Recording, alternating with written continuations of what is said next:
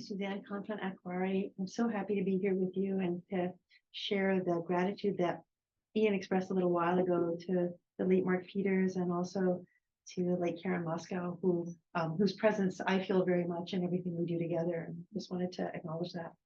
And also to say how happy I am to share this time with Melissa Moreton, who is the real expert in what we're going to be talking about today. She's in it, as well as being an incredible organizer. She's an incredible codecologist. So the study of the book is her happy place. Today, Melissa and I would like to share with you our thoughts and observations about an item that is housed in Princeton University Library's special collections. It's a book that was owned by the Presbyterian missionary David Brainerd, and it was cared for in a very special way with a handmade cover that was prepared to protect it and beautify it, and perhaps to reflect how this item was understood and valued by its owner and by the Indigenous community members he lived among. Before describing this item, though, which Melissa will take the lead on, I'd like to place it in its relational context. In particular, I would like us to consider the book not just as an object, but as a belonging, even a relative, and to see the book in the company of its own relations. These relations include the Lenape or Lenape people who lived in the vicinity of Princeton, where the book has been kept for hundreds of years. Many of these lived in the local Lenape towns of Cranberry and Crosswicks, as well as the reservation at Edgepollok. These relations also include the Lenape students who attended Princeton University in the late 1700s. Peter Tatami, class of 1753, Jacob Woolley of the class of 1762, Bartholomew Calvin of the class of 1776, whose younger brother Nathan also lived with him here in Princeton, and George Morgan White-Eyes of the class of 1789. It was good at last year's Munsee Language and History Symposium.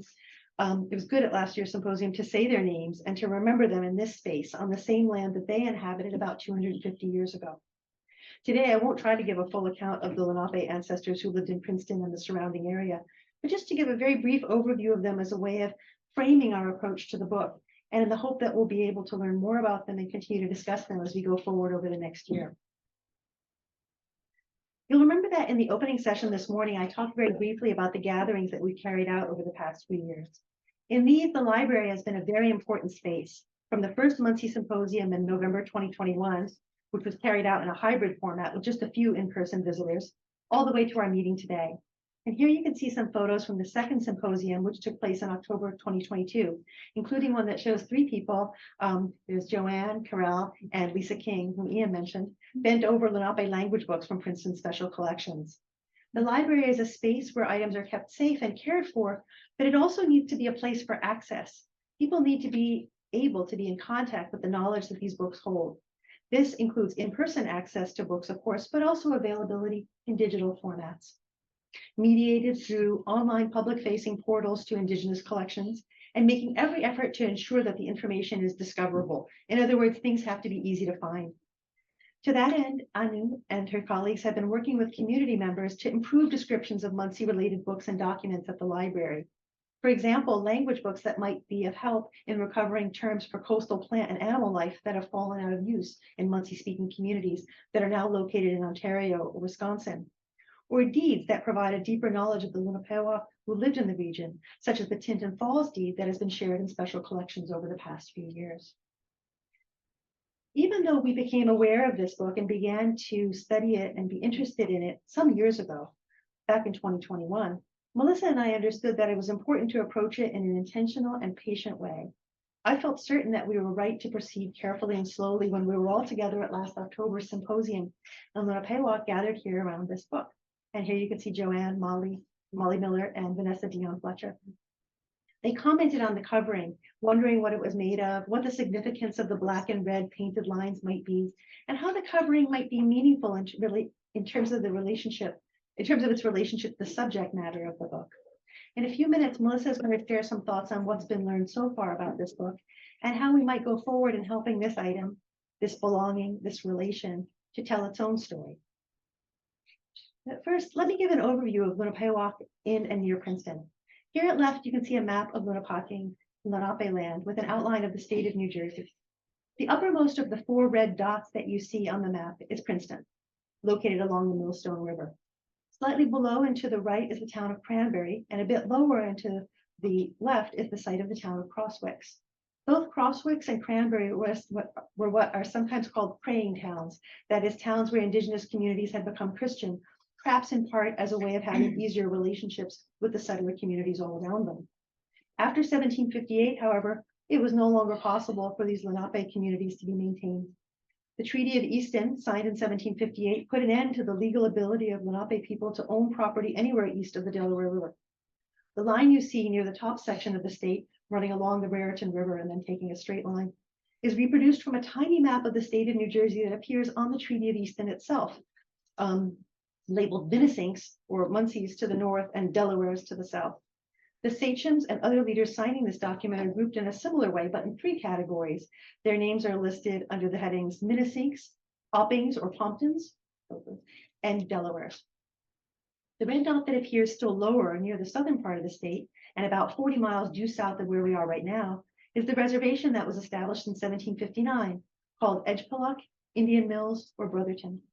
In return for giving up the ability to hold land, the colonial signers of the Treaty of Easton agreed to give the Lenape people 300 Spanish dollars to buy a piece of property that they can live on. This was the first reservation established on what would become the United States after the Revolutionary War. At right, you can see the layout of the town at Edgepullock, with the property lines for each lot labeled with the names of family heads. At the top, you can see the name of William Woolley, a relative of the student Jacob Woolley, who attended Princeton, class of 1762. At left, near the big black dot, a house is indicated, which was inhabited by Stephen Calvin and his family. Stephen Calvin was the schoolmaster for the community and the father of Bartholomew Calvin, who was a member of the class of 1776, and his brothers Hezekiah and Nathan. The other house marked on the map was reserved for John Brainerd, the brother of David Brainerd, who was the minister for the community at the reservation. Of the Lenape who attended Princeton, the first of them, Peter Tatami, did not attend this campus, this land. Until 1756, Princeton University, then called the College of New Jersey, was located up in Newark, and Peter Tatami was a member of the class of 1753. His father, Moses Tatami, however, lived very near where we are today. In spite of the prohibitions on land ownership arising from the Treaty of Easton in 1756, Moses Tatami continued to own and live on property very near here, just on the other side of Route 1 in West Windsor, right over the town border from Princeton. He died in 1760, and his resting place is probably on that property. His son, Peter, who was a Princeton student, died while he was enrolled in college in 1753. Moses Tunda Tatami and his wife were the first Lenape to become Christians, converted by David Brainerd, the owner of the book that Melissa will describe.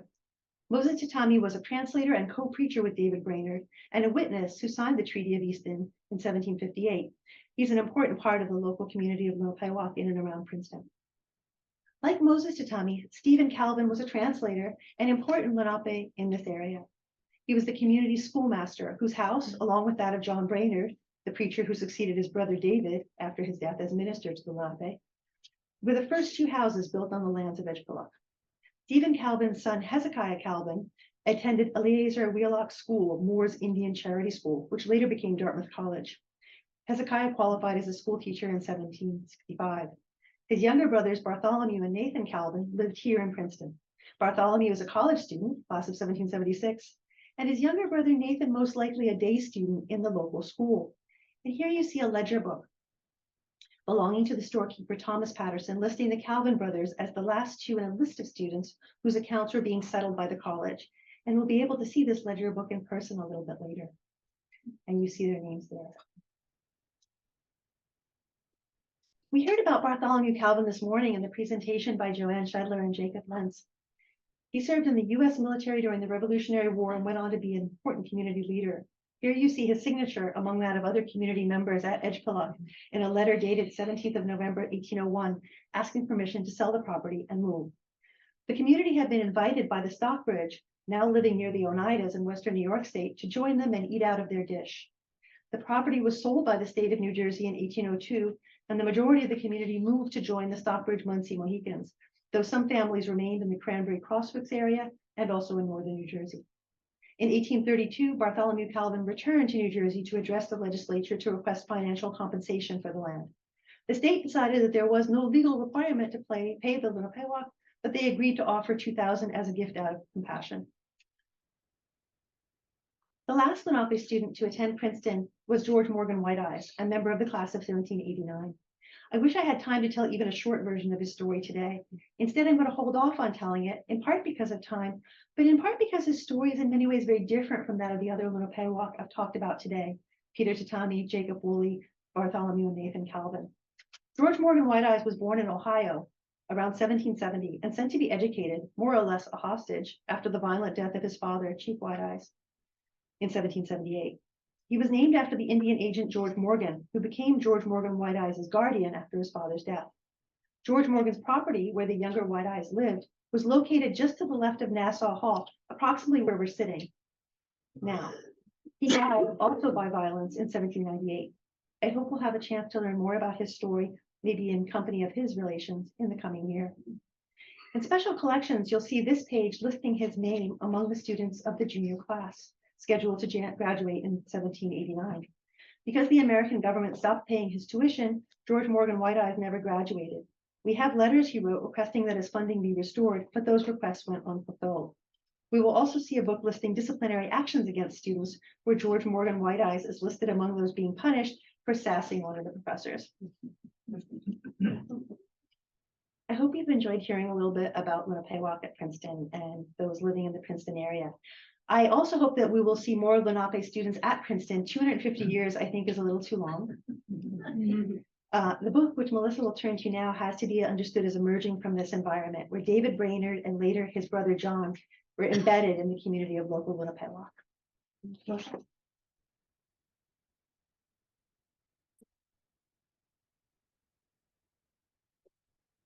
Munsee. I'm Melissa Moreton, and I work here at IAS with Suzanne, across the golf course, as I like to say. See the giant golf course. As Suzanne said, I am a codecologist, so a person who studies the physical aspects of books. And so, yes, my happy place is spending time with books. And generally, I've always approached them as beings that have a story to tell. And so I really do spend time sitting with the book before I look at it to see what stories it has to tell. And my stories are going to be different. The stories I hear are going to be different than a textual scholar, because I pay more attention. The things I'm focused on are the physical aspects of the paper, the binding, the covering, the things that tell about the life of this book over time, just like a person. It has a whole long history that is hundreds of years old in this case. And as Suzanne said, we had this wonderful opportunity to have the late Mark Peters and Ian McCallum visit with this book at the very first Munsee Symposium 2 years ago, right here. And we will be seeing it when we go to special collections in a little bit. So we're excited about that. And people that were here last fall as well for the second gathering saw it, as you saw it with the image that Suzanne showed. So I'm going to be talking about sort of things that I learned from the book and just being with it over the last couple of years. So this book is a printed book. It's a Hebrew lexicon, and that is a very common book. This particular printing, this author Buxtorf that wrote the Hebrew lexicon, this is something a lot of preachers would have. It's a preaching tool because you want to be able to read the Hebrew Bible. So know your Hebrew, read the Hebrew Bible to get fodder and stories for your sermons. And so it's not surprising that this was owned by a preacher. But it was printed in 1645, and actually in Switzerland, in Basel. And so if you look at it, it's a 17th century printed book. And as Suzanne said, it was owned by David Brainerd, who lived in that area along with Munsee-speaking people, Munsee people in these Lenape towns of Cranberry, Crosswicks. And so this was a very special opportunity to have Mark and Ian visited with it.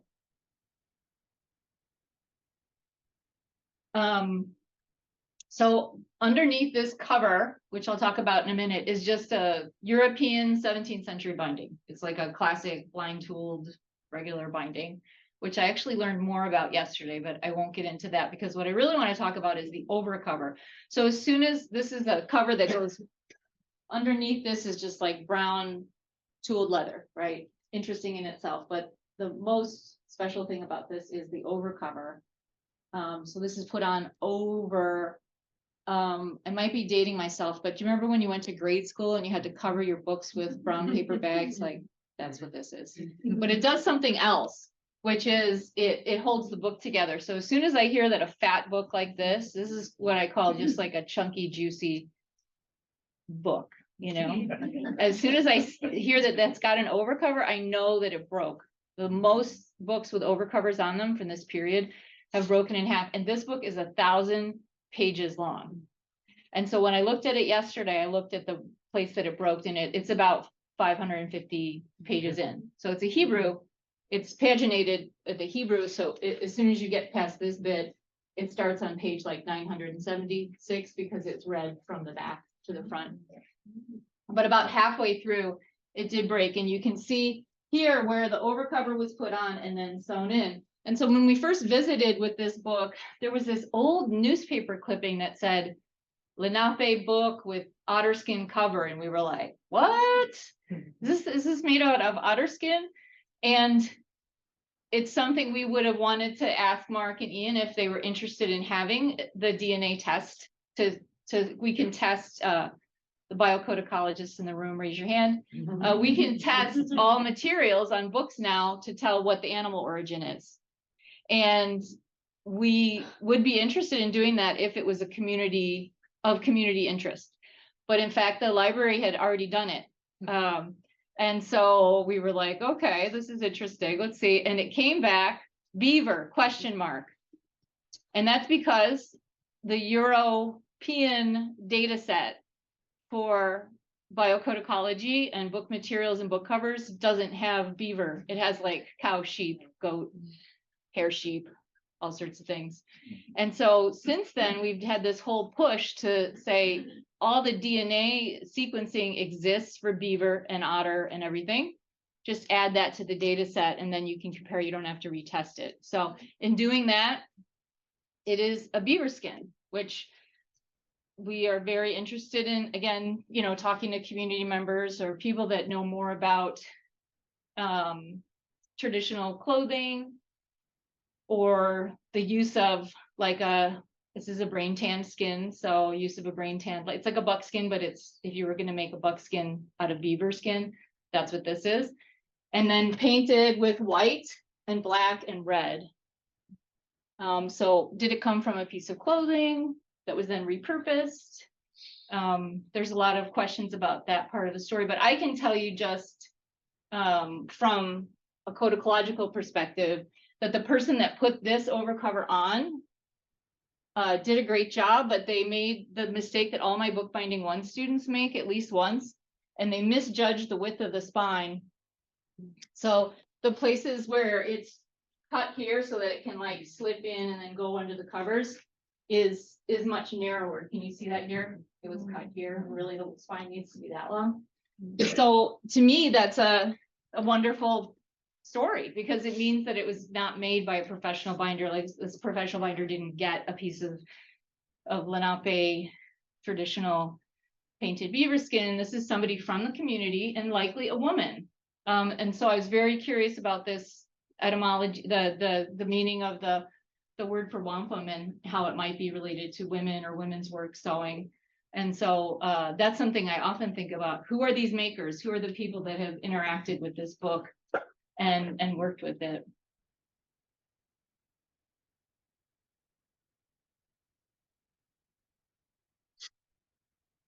And then Suzanne went on a deep dive, which I was very amazed and impressed at, that she found. We were talking about this sewing on the inside of the cover. It's a loose sewing. It's just like your brown paper bags. It's not glued to the cover at all. It's actually just a loose thing that's holding the whole book together, because the covers have actually fallen off as well as breaking in the middle. And it's got this zigzag sewing, and she found this book that's also in our collection that you'll see in a little bit, that's got the same zigzag sewing. It's a much smaller book. It's a starch filled like cloth of some type that's covering this book from 1840 that was by Peter Jones, a collection of Chippewa and Indian, English hymns for the use of Native Indians. So much smaller book, but very curious, like, is that zigzag pattern? Because the overcover expert that I talked to, who's looked at hundreds of overcovers, she's like, I don't see this. You often see like craziness on the inside of an overcover. Like it'll be like, someone's like, I'm going to do it here, and then I'm going to go here, and then I'm going to, you know, it's like, ugh. These are very systematic and very carefully done, thoughtful, deliberate sewing patterns to me. So book is printed 100 years later. This preacher has it. It breaks in half. And I'm curious if this book was published in 2 volumes. Like it's a very common book. Like most libraries will have this Bookstore's lexicon. So an interesting thing would, for me as codecologist, would be like, look at some other ones and see like where those broke, or if they're in 2 volumes because of that, because this definitely was not going to stay together. So yeah, I'm really happy everyone's here. You can visit with it again or visit with it first time. You can say any more about Peter Jones? I would like you to. Yeah. Oh, just gonna add like real parenthetical. So Peter Jones, who knows who Peter Jones is? Yeah, right. The frequent visitor to Munsee, Mississauga person, Methodist preacher. And so this is a book that was reading communities predominantly in southwestern Ontario, right? So you gotta wonder if there's other relationships yet to be found.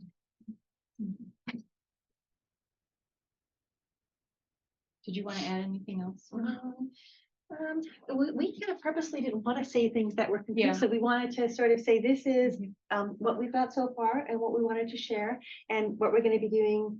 We can have a couple of questions or comments, but then after that, at like, I guess 3:45, we'll go over into special collections and we'll be able to visit with this book, language books, whole range of other belongings. And much like that part that was about the Lenape students and their stories, basically we sort of want to sort of put where we are and invite people to carry on that path and see what could be done together.